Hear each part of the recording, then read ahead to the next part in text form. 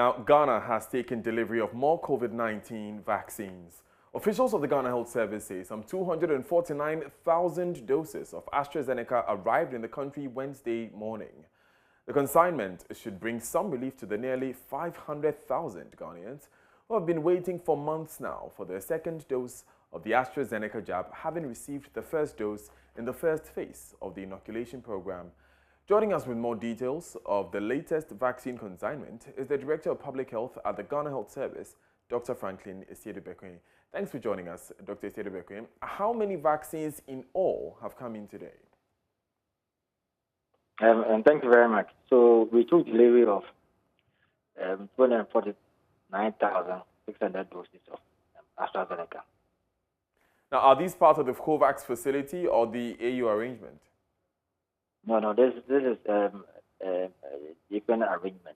It's not part of the AU. The AU is actually looking at more of Johnson & Johnson. So this is a different arrangement. Which arrangement is this, if I may ask? This is from the UK government supporting the COVAX facility. Right. So is this a donation or do we have to pay for them?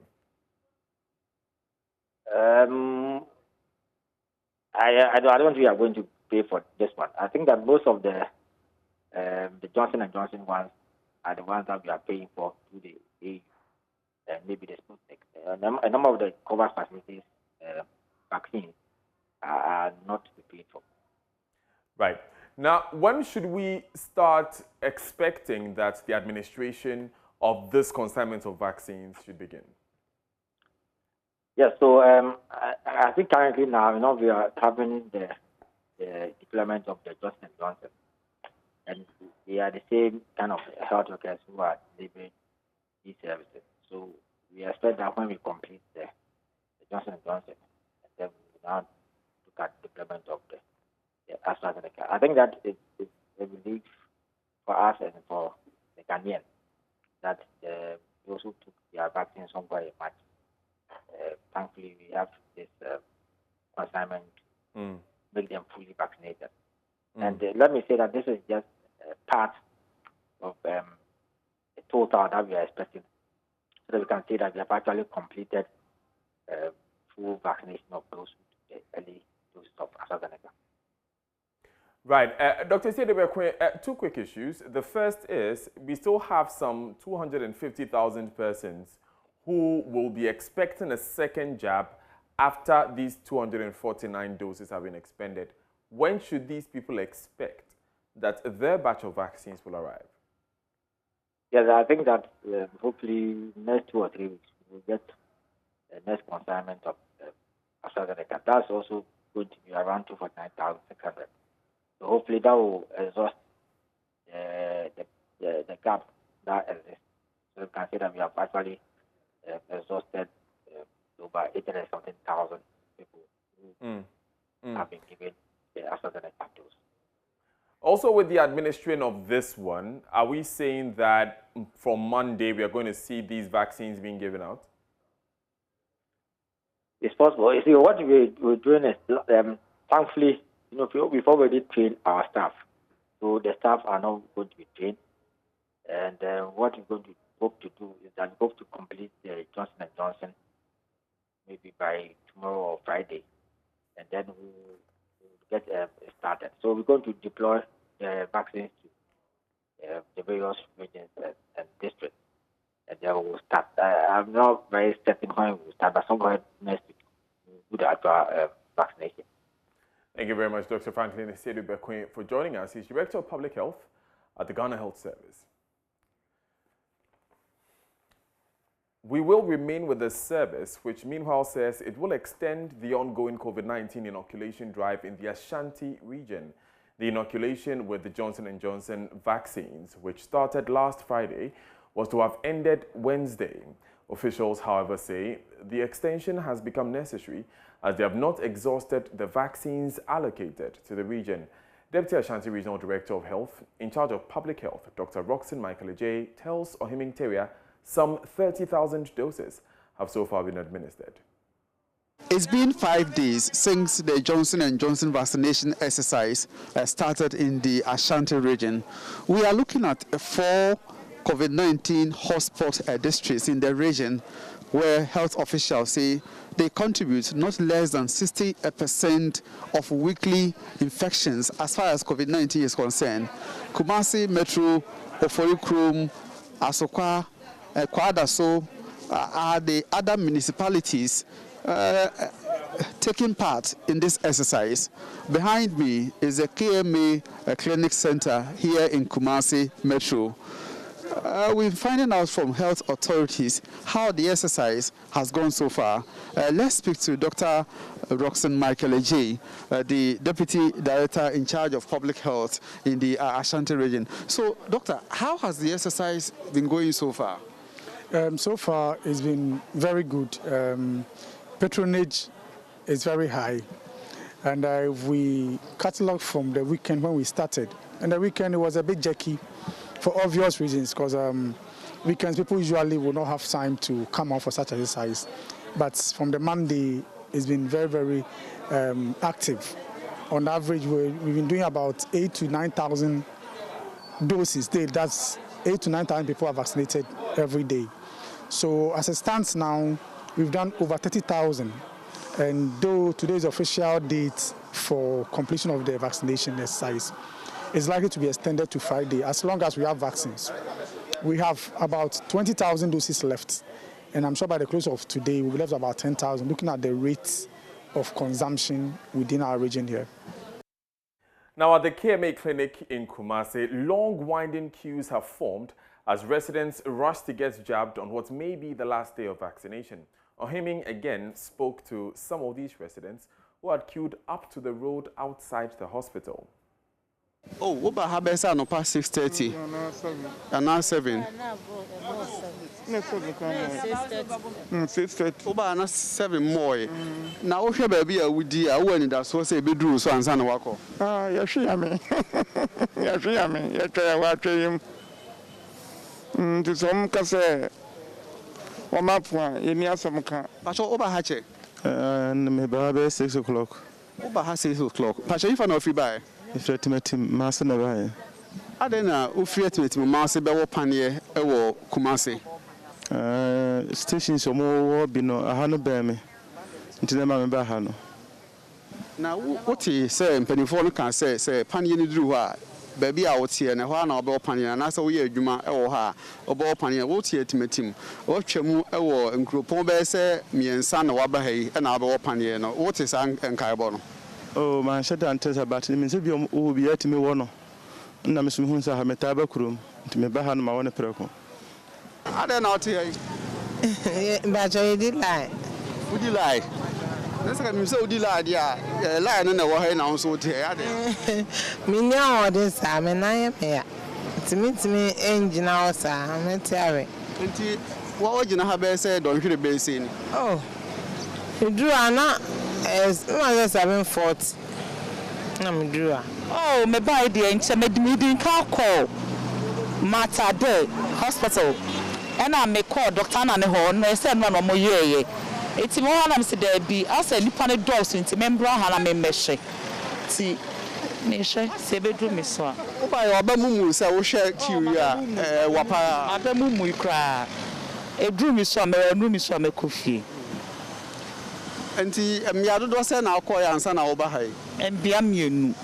Me call Midday. And I'm making call Dr. Anna Ho.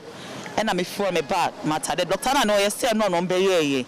See, almost and no mamma, home to member, interest, me call Midday. To me, through on a Masaba and see. Baby, I won't pan you. What's your sofa? And I say, Uti, Kumasi, Greek. Metia Greek. And I'm a baby, had me see. It's made me a lot of fair from her. She came all the way from Kwadaso Municipal to take part in the exercise.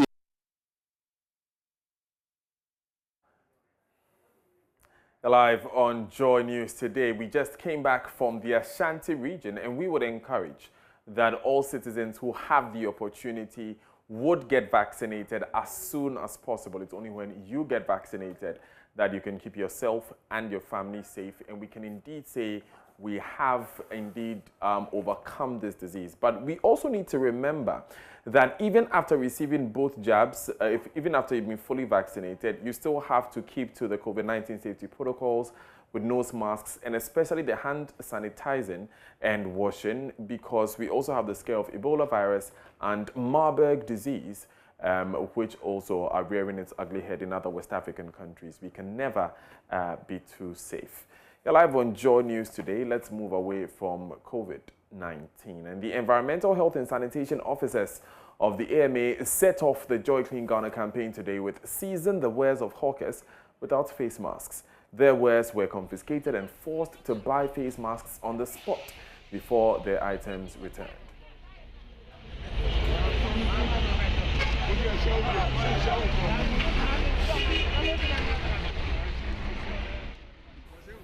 Now, my colleague, Mamiesi Nyamisha Thompson, is with the team and joins us via Zoom with more. Mamiesi, tell us about today's exercise. Yeah, thank you, Daniel. So today's exercise just rounded up the underbridge near the Kwame Nkrumah interchange. And at the end of the exercise, 3 abatement notices were given to 3 food sellers who failed to meet the sanitation standards. And so when we went around, these food sellers were cooking in the open, and their foods were exposed to other unhygienic conditions, especially that. Now, where I'm standing currently is directly under the bridge, and so I'll have to move because the drivers are using this part of the space to, turn or even join the other opposite route. Now, after the food sellers, they went to those under the bridge, the hustlers, the junkies, who had come here, and most of them had turned this place into rubbish dumps. But then the AML officials told them to sweep. They were given brooms to sweep the rubbish that they made and collected those rubbish and put them down for the environmental, rubbish collectors to pick them up. And so the abatement notices that have been sorted out or issued out to the food vendors, as it means that these food vendors have 1 week ultimatum to correct the wrongs that they've done. This 1 week ultimatum is giving them space to do the right thing.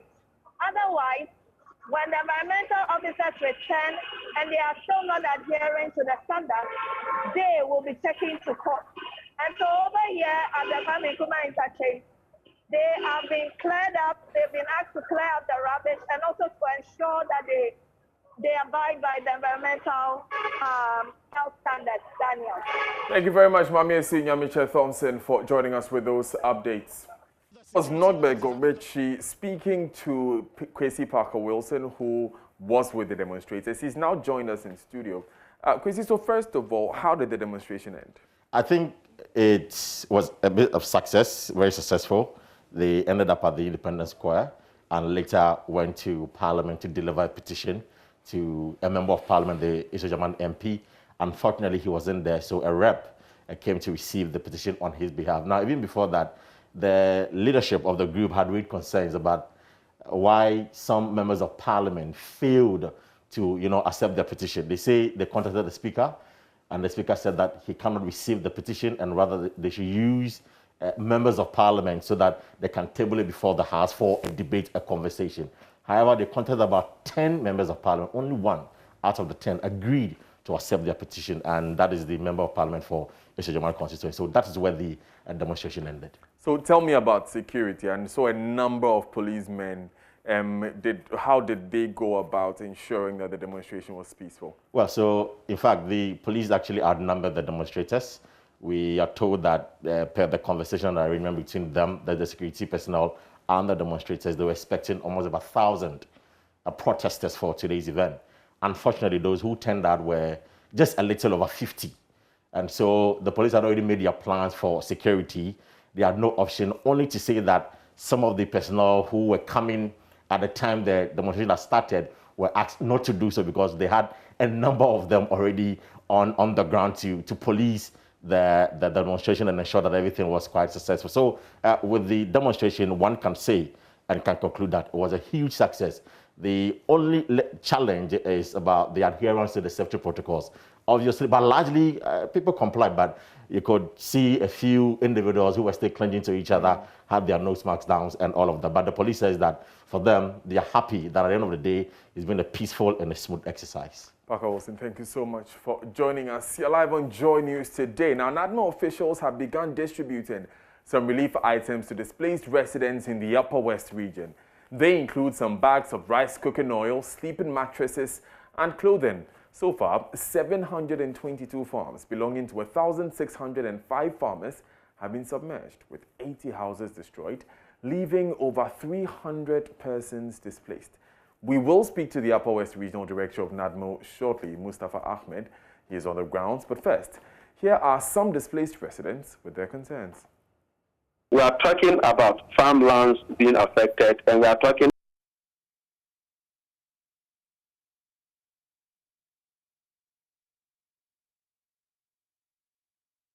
We apologize for the wrong inserts there. We will be hearing from those displaced residents as we, of course, speak to the NADMO boss. Now, of course, over the week, what we've learned is that the National Disaster Management Organization itself is a victim of this flood, because when 3 roads were washed away, that means the access road to the warehouse for NADMO was also cut off from the rest of the region. And as a result, NADMO itself took a while to be able to mobilize the resources they needed to come to the aid of these persons. And for the past few days, NADMO has been asking that benevolent individuals come to their aid to enable them to do their job. Let's now hear from the displaced residents. Livelihood of persons in the affected communities is greatly threatened as foodstuff, livestock, and crops have been destroyed as a result of the floods. Access to healthcare in some communities has equally been challenged greatly, as these communities cannot have access to the nearest health facilities as a result of the inaccessible roads. In fact, some communities have virtually become islands. The Ministry of Roads and Highways should liaise with the Ministry of Defense to, as a matter of agency, deploy the 4th 8th Engineers Regiment of the Ghana Armed Forces to the region to create temporary access while efforts are made to rehabilitate the roads and bridges. This intervention should not be limited to the major trunk roads, but should also include the feeder roads that have equally been affected by the floods. In the interim, also, maintenance work should be conducted on the existing alternative. You're live on Joy News today. Let's speak to Ahmed Mustafa. He's the regional director for NADMO. Now, we understand that community leaders are aiding your officials to deliver some of the relief items to residents in hard-to-reach areas on the canoes, Mr. Mustafa. Tell us how successful the relief exercise has been so far. Yes, good afternoon, and thanks for the opportunity. I think this afternoon we are doing so well, and I'm thinking that by close of day, the distribution will be a success, because we've been using the assembly members and the opinion leaders, the chiefs, and other elders of the communities who are affected, and so far we have been doing a good job with them. So this afternoon we are giving them the 5x5 bags of rice, that's 100 of them. Then the 1x12 liter cooking oil, 30 boxes. Then we are giving them blankets. We are giving them second-hand used clothing. We are giving them student mattresses, and we are giving them buckets and other detergent materials as well. How many people have been reached so far? The preliminary assessment that we did indicated that about 336 were actually displaced, and they are the very people we are targeting at this material moment. My question is, how many have received items so far as of now?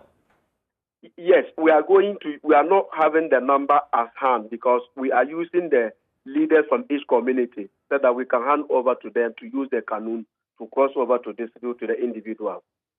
So how are we monitoring that the right people indeed get the items and Your men are here. They are not hoarded? your men are here, and my district directors are also here. So after this distribution, they will have to assist every community that the items get to the rightful people.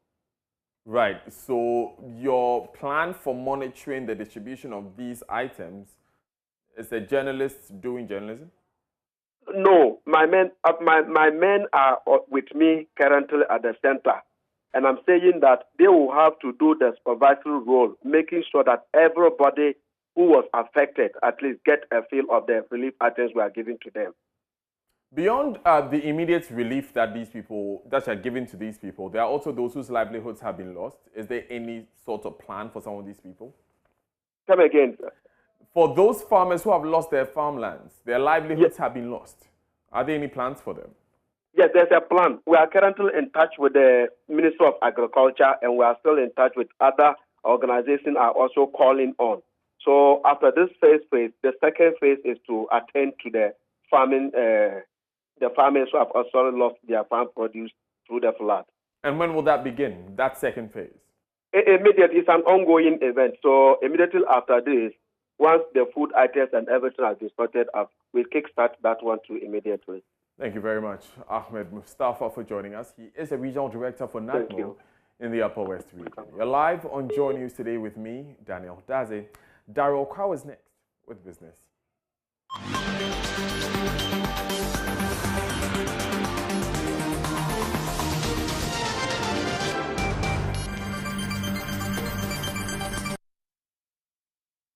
Hi, good afternoon. Welcome to Business. My name is Daryl Kwao.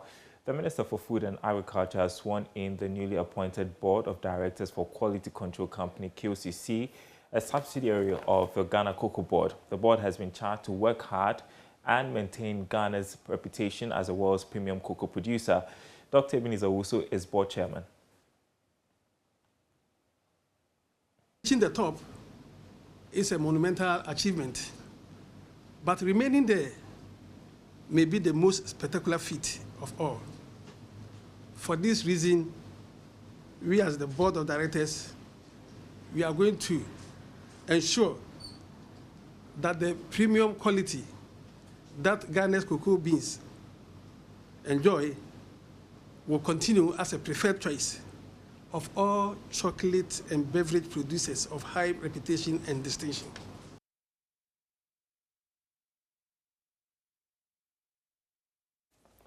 Now, the recent banking sector reforms expose the need for quality human resource in the area. Now, the rural and commercial banking space was one that was spared the shake-up during the period. So to strengthen the sector, Amenfima Rural Bank, for instance, has stepped up initiatives to become net exporter of quality human resource for the financial services sector. It has initiated an employee talent development program where beneficiaries undergo a 2-year professional training to get upgraded on the job. Prince Apia was at the graduation of the second cohort of the program and filed this report. The talent management program identifies talents, develops them with the competencies and skills required to drive business strategies. Launched in 2015, 2 sets of cohorts with more than 40 persons have already graduated from the program. Dr. Alex Asma is the CEO of Amenfima Rural Bank. The aim of the whole talent management program was to identify talent within the bank, develop them with the competencies, the skills, the knowledge, and the aptitudes that is required to drive the strategy and the vision of the bank. We want to ensure that in the future, from now going, we don't fill top and middle leadership roles from the outside. Amenfima Rural Bank partnered the China Euro Business School to run the second cohort of the 2-year program in Accra.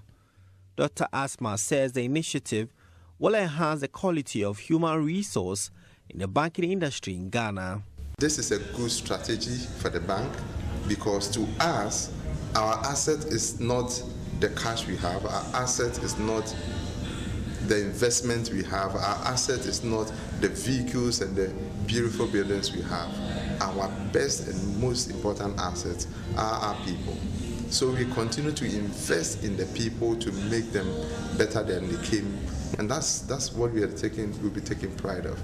So we want to develop people not only for the rural bank industry, for the larger financial services industry as well. Head of Human Relations and Administration, Anthony Edubroni, says the program is critical to ensure the bank becomes next exporter of quality human capital. We are doing this program so that come the next few years, Amenfima Rural Bank will be a next exporter of talent. As a matter of fact, we are not doing this program for Amenfima Rural Bank alone, but we are doing it such that we would have talents or people with competencies and skills in abundance so that other sister banks would find it interesting to come poach some from us. I believe that the impact is very visible, and I can confidently say that it has been successful.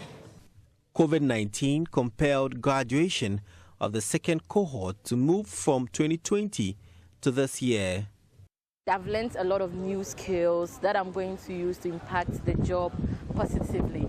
I just want to say a very big thank you to Amenfima Rural Bank as well, because it's not every employer who would want to ensure that its employees are educated and are equipped with the requisite knowledge to aid them to work. So we made sure that the things that we learned, the theories that we were taught, we will try to implement it in the job.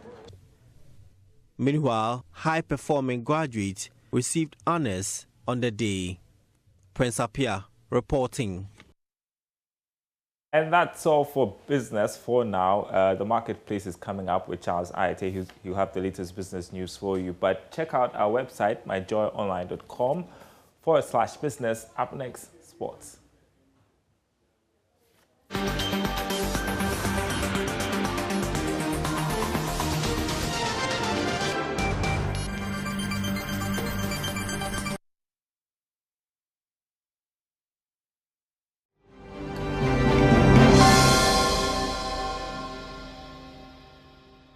Board chairman of House of Oak, Togbe Afede the 14th, has charged the players to be hungry for success as they enter into the CAF Champions League. The Phobians, who won the double in the just-ended Ghana football season, will open their campaign on September 10, and Togbe called on the players to maintain their hunger for glory. There's more in this report by Joy Sports' Haruna Mubarak. Hearts have had a memorable 2020-2021 season, winning the Premier League title and the FA Cup, a double for the first time in 21 years. They also boast of standout players like Benjamin Ofutu, a midfielder who netted 8 times in all competitions, Salif Ibrahim, the current home-based footballer of the year, and goalkeeper Richard Atta, whose penalty won them the MTN FA Cup. Board chairman of Hearts, Togbe Afede the 14th, has tasked the playing body to aim higher in their career. What we here want to do is to create for you a platform that will enable you to attain the highest possible in your professions. That is where our joy is. That is where our joy is. If I hear 1 year from now that one of you is in an English Premier League club or a Spanish La Liga club, that is where my joy would be. As winners of the league, Hearts will now represent Ghana in the CAF Champions League. They will kickstart their campaign against Guinean side CI Kamser in the preliminary round. Togbe charges the team to make their mark in the competition. That is one. But I want to also emphasize that you are all capable of it. Sometimes the problem is that you don't imagine you can be there. I want to tell you today that each one of you, with hard work, can be there.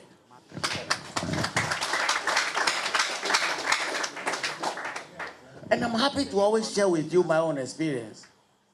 You think that when I was your age, I thought I could set up an airline? No, I didn't. You think I thought I could build a power plant? No, I didn't. You think I thought I could be a shareholder of House of Oak? No, I didn't. But these have become realities.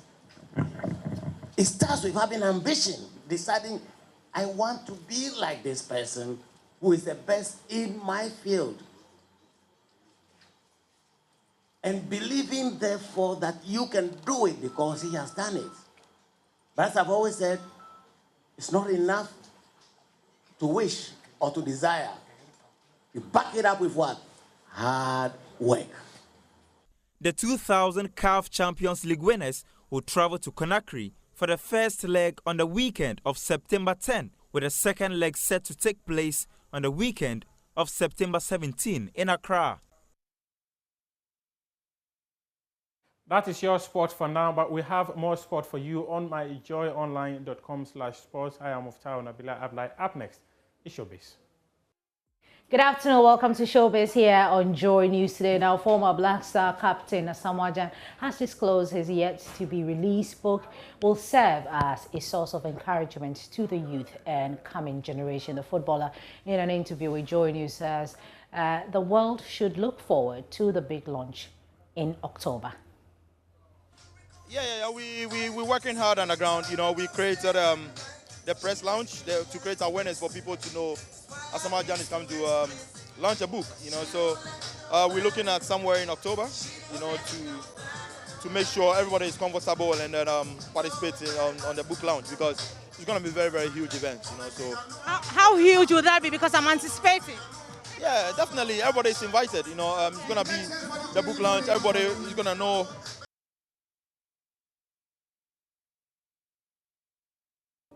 On that note, we end Showbiz here on Joy News today. The news continues with Daniel.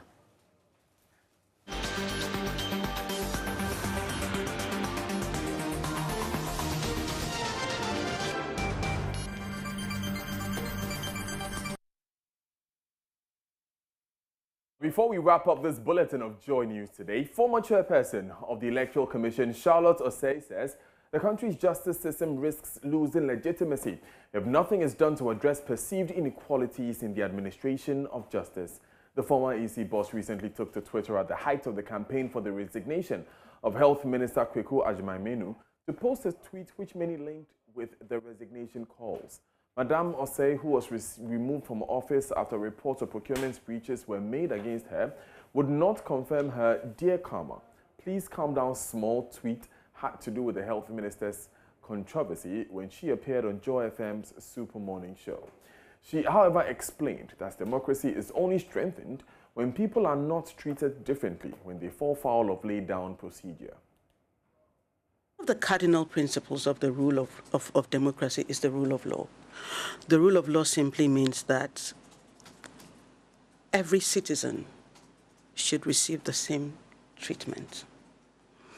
As soon as you start making distinctions in how you treat citizens, whether it's in the law court or before parliament or in the court of public opinion, what happens is that the institutions start losing the trust of the people. And when they lose trust, they lose legitimacy. The rule of law must apply. We must treat all people the same. If the law is broken by Winston and we sanction Winston, when Kojo does the same thing, we must sanction Kojo. Otherwise, we're creating a system of inequality and injustice. Someone will ask the question, so if we feel that Charlotte Osei violated procurement rules, how about Agyeman-Manu? You have answered your own question. Next question, please. That's the feeling you have? I don't have any feeling. You answered the question. You asked and you answered. So I'm asking you, that's the feeling, is that a feeling you have? The public can judge that. That's Charlotte Osei, former EC chairperson. You can catch that full interview and more stories from there on myjoyonline.com. You can also get all the latest stories, really.